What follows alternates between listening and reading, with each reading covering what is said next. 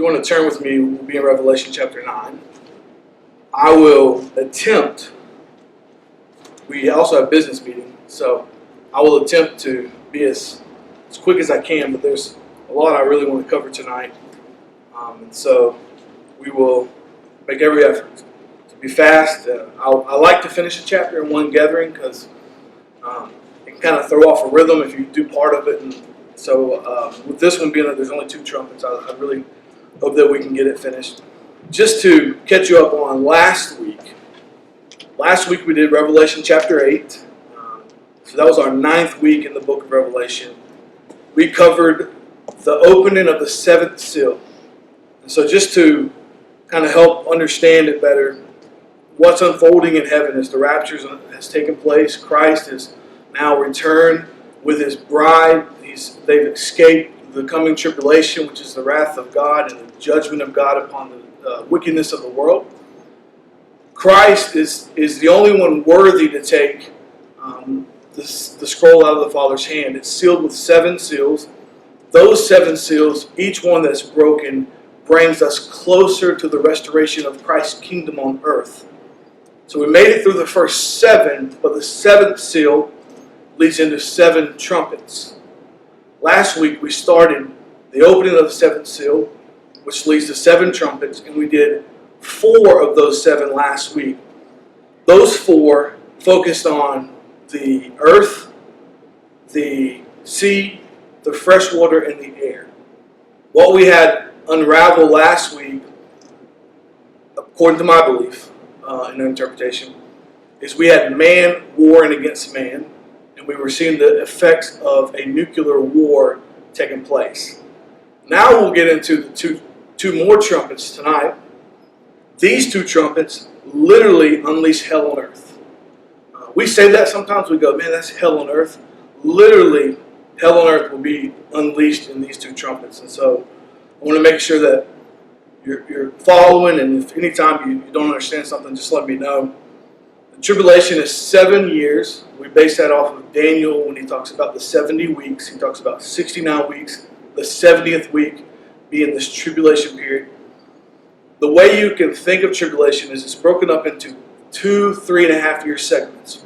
The first 3.5 years is really the unfolding of the first 6 seals. Those are going to slowly come together because the Antichrist will have to build first the trust of people, and then he will start really unveiling his ultimate plan, which is the deception of the world and the destruction of the Jews. And what will happen tonight is we'll enter into the final 3.5 years, and we call that the Great Tribulation. And this is when hell on earth is unleashed, and actually the wrath of God is even more poured out upon the earth. And so you're going to see that the beginning of the last 3.5 years is when Satan is kicked out of heaven. He no longer has access to God. He no longer has access to the heavens. He is now thrown and cast down to the earth, and we'll talk about that a little bit tonight, but go in greater detail in Revelation chapter 12. And so Revelation chapter 9, I'll read it, and then I want to go through it. There'll be a lot of context that I want to set for us tonight, and so just be patient with me. We'll cover a lot of things that aren't actually in the book of Revelation just to kind of set the stage.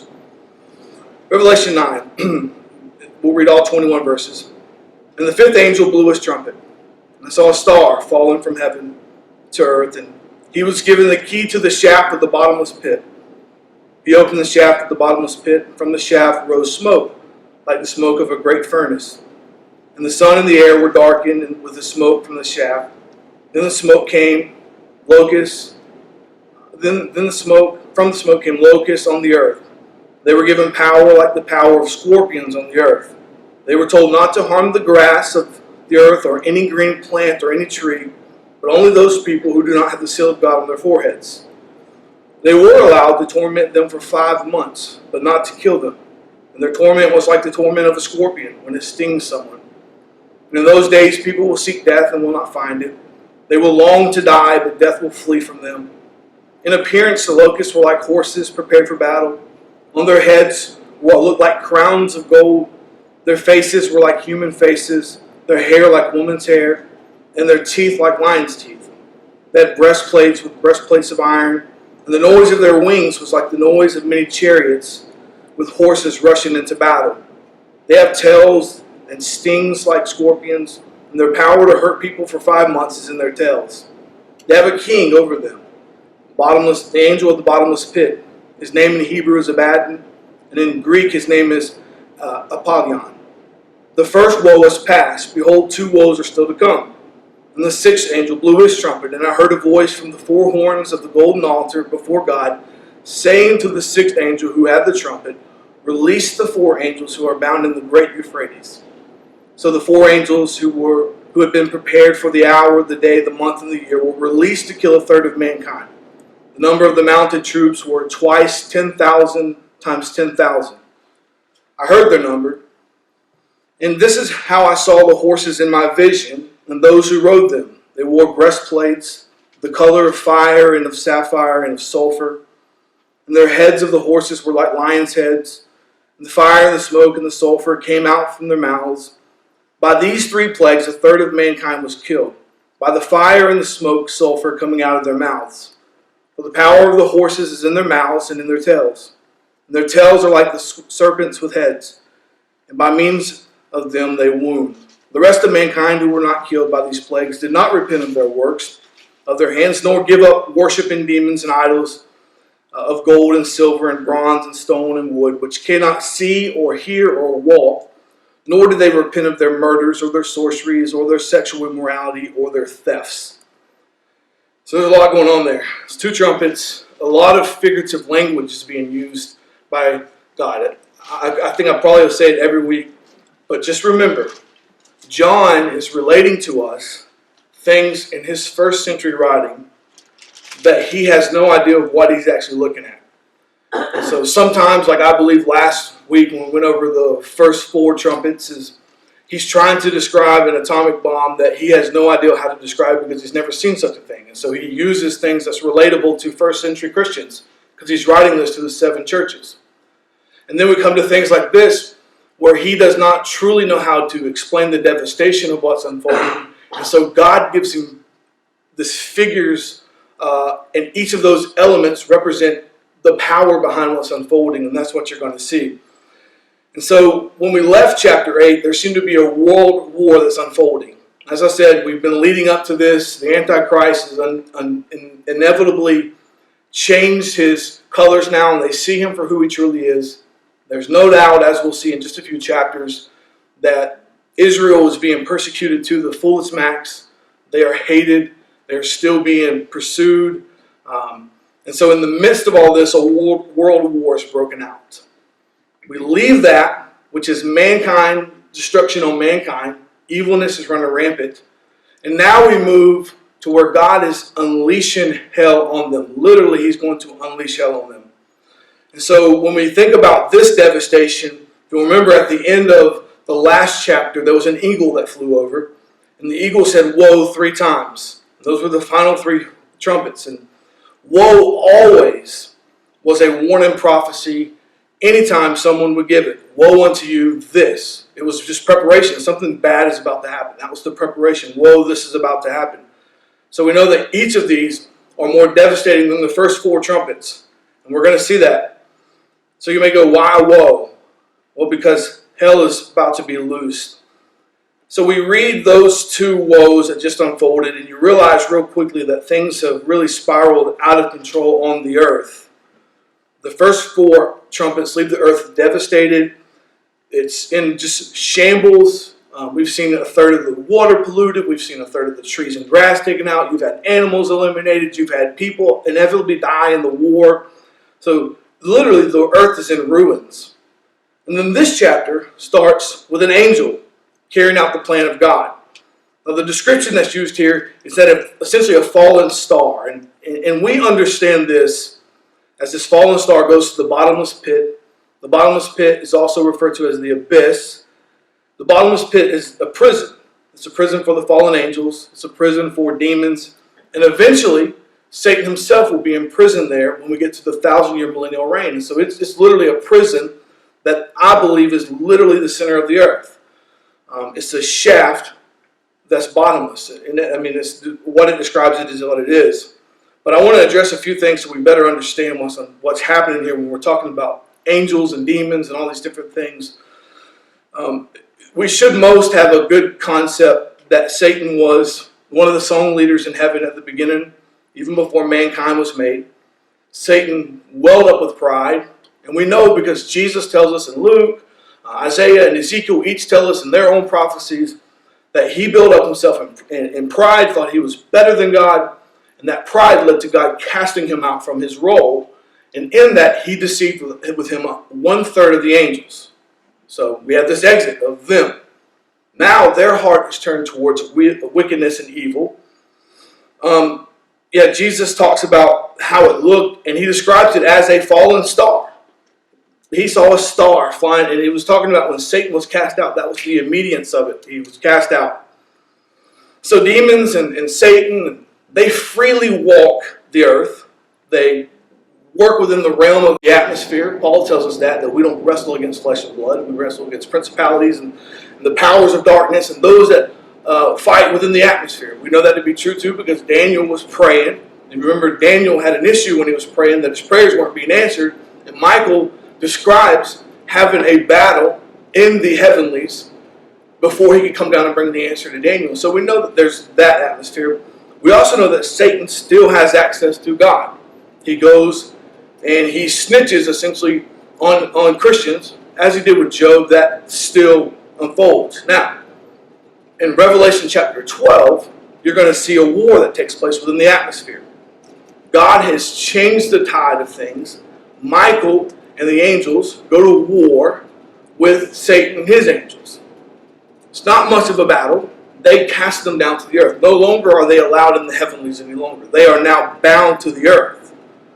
So this war that unfolds, and Michael and the others casting Satan to the earth, this now creates within Satan the understanding that his time is limited. And so we call these final 3.5 years the Great Tribulation, because now Satan, who was roaming back and forth, remember he's not omnipresent, he can't be everywhere. You had demons who were fighting in different atmospheres, not all of them here. Now the whole army of hell is now confined to the earth. They no longer have the access that they had before. Satan realizes that his time is coming to an end, and so he ramps up his attacks. And this is what you're going to see unfolding from this moment forward. And so the angel that is mentioned here, that unlocks the abyss, and a horde of demonic locusts come rising out, that angel, to me, is most likely Satan. Satan is cast down to the earth. He now is ready to unleash his wrath on the earth. Now you may ask the question, why are angels, some are freely, fallen angels, demons, why are some of them able to freely roam, and why are some of them bound in the abyss? Why are they in prison? What's the difference? Why would one be in prison and not? I'm going to read a few verses for you to kind of help you understand it better.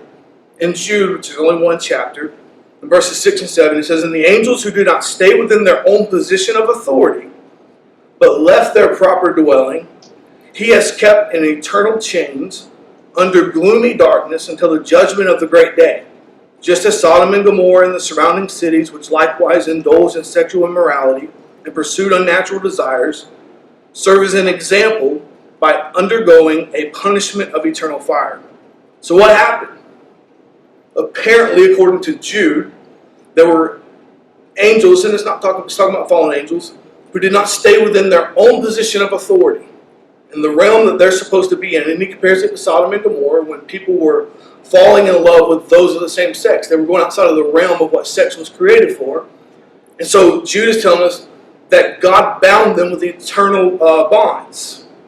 Now, where does that happen at? It's funny, we just did Genesis chapter 6 this past week, but Sunday, but this is where it unfolds in Genesis 6, at the very beginning of it. This is what ultimately led to God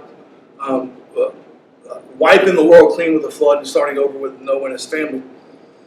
When man began to multiply on the face of the earth and of the land, and daughters were born to them, the sons of God saw that the daughters of man were attractive. They took them as their wives, and they chose.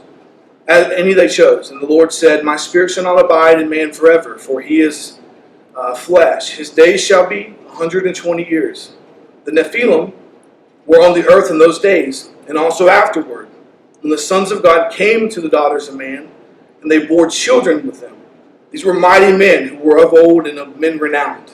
So angels mixed with women, it birthed a demonic race that was unredeemable. Remember, we are created in the image of God, not angels. And if you remember, even in some earlier chapters in Revelation, there were the martyrs and the saints singing certain songs to God that the angels couldn't participate in because they can't sing those redemption songs like we can sing. We were created in the image of God. We were redeemed by God. And we sing a different victorious song when we're in heaven. Well, angels went outside of their realm, outside of their authority. They began to mix with women, and they birthed a race of giants called Nephilim. These Nephilim were unredeemable. They were demonic in their race. And this ultimately led to God's cleansing of the earth through the ark. If you remember, and his punishment to them was binding them into the abyss, the bottomless pit. He bound them there in eternal bonds. And then if you remember, when we read in Luke chapter 8, when Jesus cast the demons out of the man, if you remember that, they begged Jesus not to. If you remember, they begged him not to command them to depart to the abyss. So the abyss was a prison within their realm, the bottomless pit, the abyss, and they didn't want to go there. They knew that that's where they were sent for going outside of the realm of what they're supposed to do, and they begged Jesus, let us come out of him. Don't banish us down to the abyss. And then if you remember, Jesus preaches after he is in the tomb. This is something that's highly debated, but it's something that I believe very strongly, that Jesus died on Good Friday. Jesus went and preached to the spirits that were captive, and he rose again on the third day. Peter tells us in 1 Peter 3:18 through 20, for Christ also suffered once for sins, the righteous for the unrighteous, that he might bring us to God, being put to death in the flesh, but made alive in the spirit, in which he went and he proclaimed to the spirits in prison, because they formerly did not obey, when God's patience waited in the days of Noah, while the ark was being prepared, in which a few, that is, 8 persons, were brought safely through the water. So who did Christ preach to in that moment? Well, he preached to the angels and the demons that were bound in the abyss. It's not a message of redemption. It was a reminding message. If you can imagine, they're bound up in the abyss. They've been there now. That would have been close to 4,000 years after Noah. They've been bound up for that amount of time. They have most likely heard word that Jesus has died. And I'm sure they were rejoicing, thinking our bonds will soon be broken and we'll be able to freely roam and intermingle and do the things that we've done before. But Christ appeared.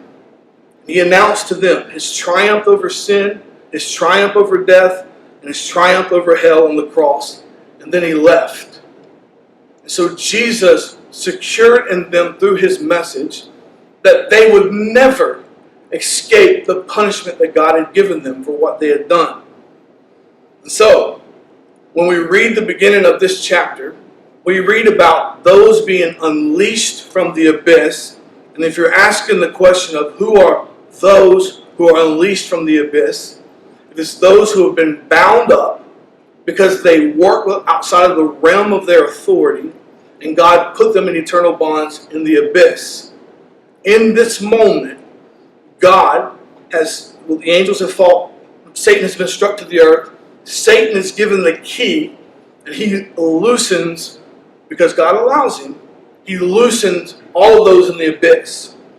And so the picture that we get here is that the earth has opened up, and this swarm of locusts have come flooding out of the center of the earth. It's so bad, the description that John has given us is essentially a demonic pollution in the earth. He says you can't even see. There's so many of them. It's an incredible description that John gives us. But remember, John is describing to us in first century words. Now us in the 21st century are trying to understand what he's trying to do. Now you're going to hear different things. Some will say that these are actually locusts with demon attributes. Some will say it's a continuation of the war that we were reading about. And some will say that this is radiation that's caused some mutant-like creature. While we do not actually know who it truly is, because John has just given us a figurative picture of it, what we do know is that it is demons and that they do have the power to inflict excruciating pain on anyone who is not sealed by God. If you remember just 2 chapters before this, we read about the 144,000 that were sealed by God. And I want to remind you, all of this is unfolding. While this is unfolding, you have 144,000 evangelists who are preaching the gospel all over the world. You have 2 witnesses, who we'll read about in just a few chapters, who are preaching the gospel to the world.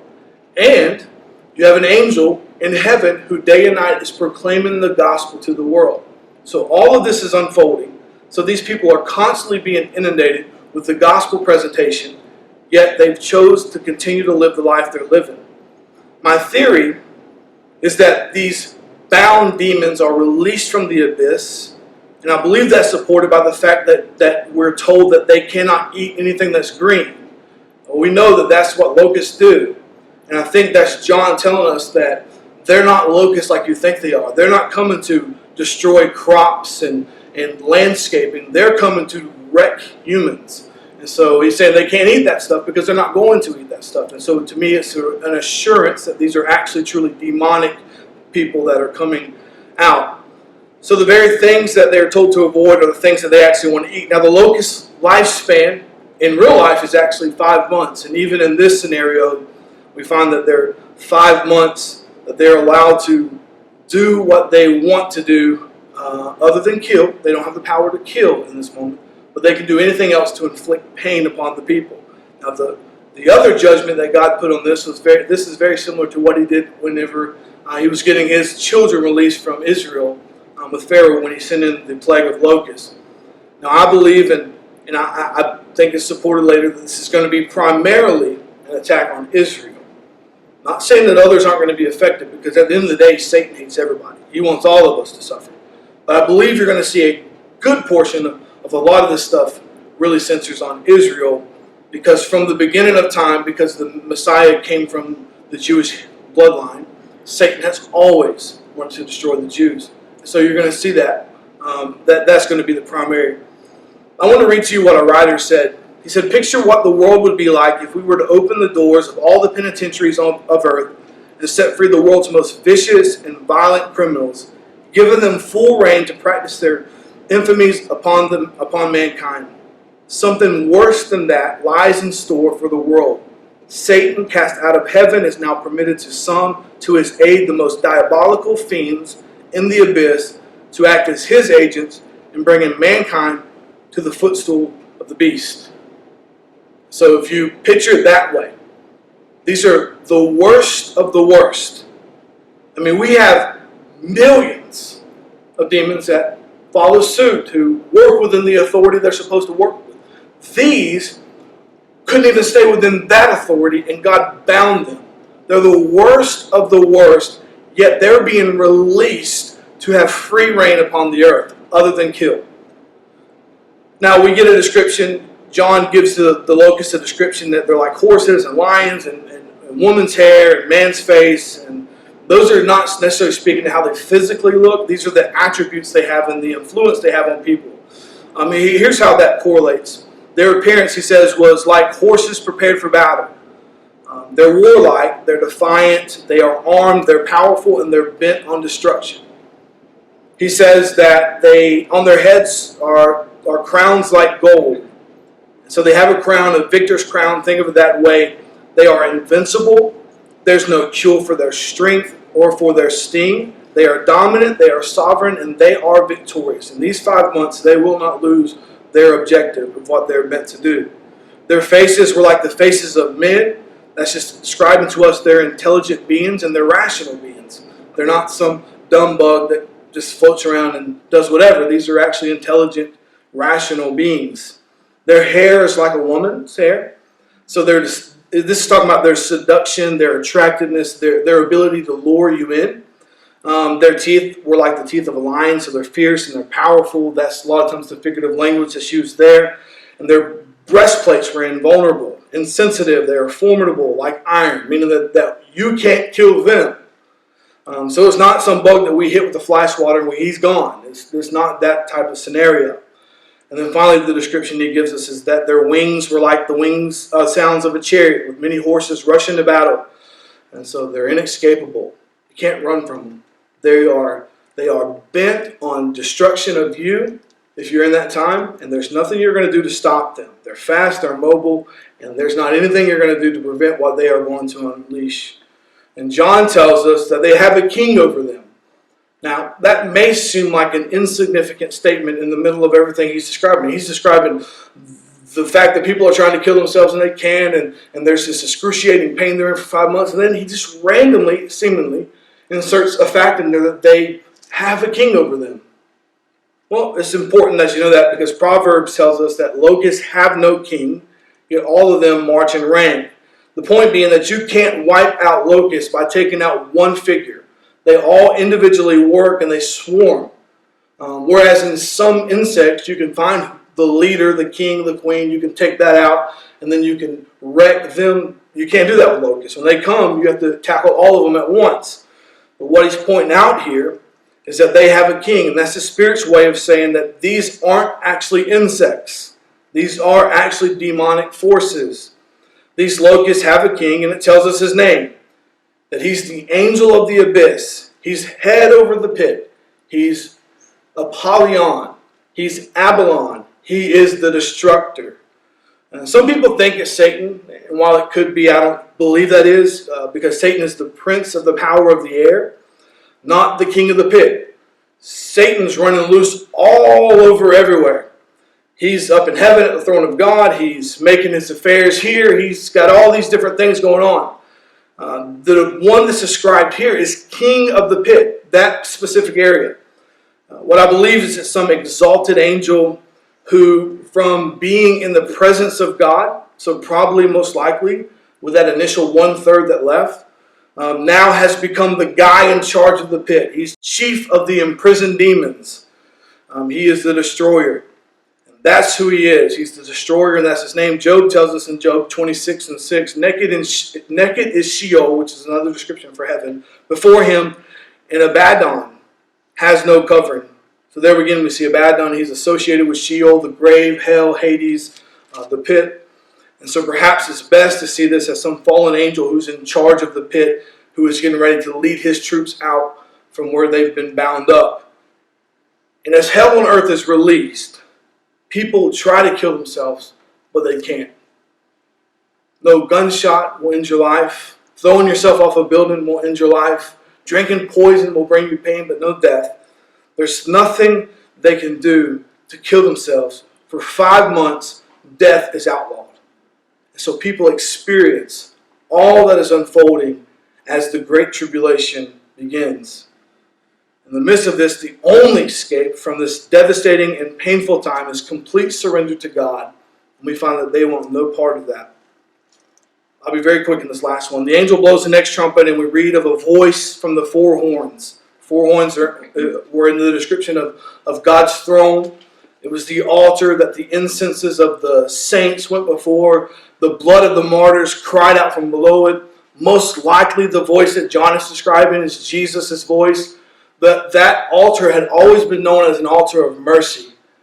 And interestingly enough, now it's become the place of judgment. And this voice calls out. The voice instructs the angel to release the 4 angels who are bound at the great river Euphrates. Now these angels are prepared to unleash great affliction and ultimately wipe out 1/3 of mankind. Why are they bound? Why is the Euphrates such an important place? I just want to read to you something that I found interesting. The Euphrates River was the scene of the great apostasies before and after the flood. The Euphrates River was the scene of the rise of Israel's greatest and most oppressive enemies. The area around the Euphrates River was the scene of the long years in which the children of Israel dragged out their wearisome days of captivity. The Euphrates River was the scene of the rise of those great world empires that oppressed God's people, like Babylon and Medo-Persia. There in that place, 4 great powerful demons, magnets of evil, are chained by God. And they have in their hands the power to do awful destruction. But God restrains them. These could well be the very demons who controlled Babylon of old, who controlled Medo-Persia of old, who controlled Greece of old, and who controlled the Roman Empire of old.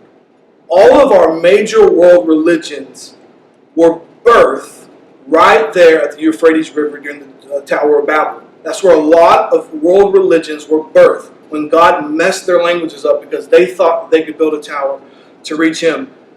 In that hotbed, Israel has seen their most devastating enemies face to face.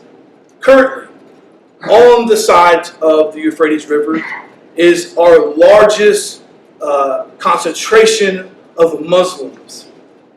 Billions of Muslims live right there near the Euphrates River, it being a part that separates them.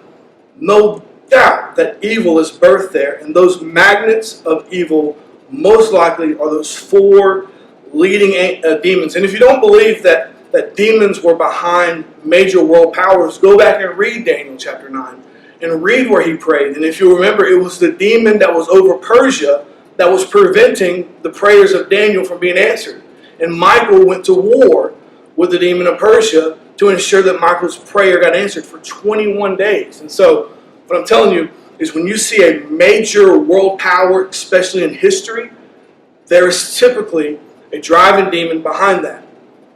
My belief is this is one of those four demons were some of those who were behind for the most major oppressors of Israel and for the most major world powers. Now, these demons wipe out 1/3 of the population, and if we do our math correctly, we know that 1/4 of the population has already been wiped out during, I think, the 4th or 5th seal. That brings us to half of the world's population has been wiped out just in those instances. We're not talking about war, martyrs, the rapture. We're talking about half of the world's population wiped out in just those two instances. The number of the invading army is beyond calculation.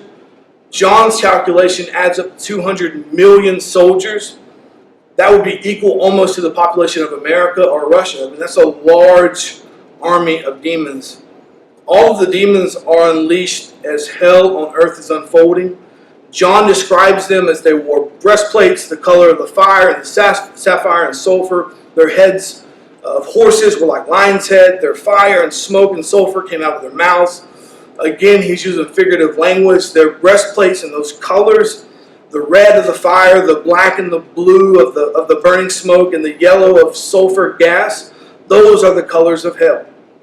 And the heads of the horses that are like the heads of the lion, that means that they're mean, they're fierce, they're strong, they're determined, and they stalk their victims to slaughter. And then he says, out of their mouths, verse number 17, he says, proceeds fire and brimstone, fire and smoke and brimstone. This again is the reputation or representation of the fury of hell. The devastating power that they carry is frightening to read about. The power has an effect that even verse 18 tells us that 1/3 of mankind was killed by these three plagues, and he tells us what they are. They were killed by fire, smoke, and the brimstone which proceeded out of the mouths. And so this isn't some little, they quietly went to sleep. They were stalked, hunted, killed through very gruesome ways. Their tails are like a serpent. They have heads on them, and they will do harm. This is imagery, and the Lord is representing through this their destructive power. In the same visualization as you use horses and lions and serpents, basically what he's saying is they can attack you coming and going. Those are the things that he understands, John, because they're devastating, destructive, and powerful things. And God uses that imagery to relate that to him. And so now, with close to 50% of the population dying, you would think that people would run to God. The gospel is being preached. Even though the church has been removed, God in His mercy and His grace has still allowed the gospel to be preached. The Holy Spirit is still regenerating hearts. They have seen the power and the wrath of God firsthand. They have seen miracles unfold. In the midst of all of that, they are so delusional that they continue to cling to their idols, their theft, and their sexual immorality in exchange for submitting to the gospel. So you would think that they would be repentant. And that's why I say the charge for the Christian church is to not let people tell us, I'll get things right tomorrow. Because tomorrow may never come. Or they may find themselves in a reality just like this. And people are not coming to Christ like people think they will. I could sit here all day long and go, I've read this, I will watch it unfold, and I'll know when it's time for me to submit. It's not true. It doesn't come how John describes it. These things will come so naturally that people will think it's just normal, that this is how the world reacts. It's almost how we see our world unfolding right now, where you go, division, that's just a part of our world. It's not how it's supposed to be. And that's how it would be. War, the fear of war, people being in pain for 5 months, that's just a pandemic. We can describe that off. But the reality is they'll be in the Great Tribulation with even more devastating things to come. Anybody have any questions before we go into the business portion?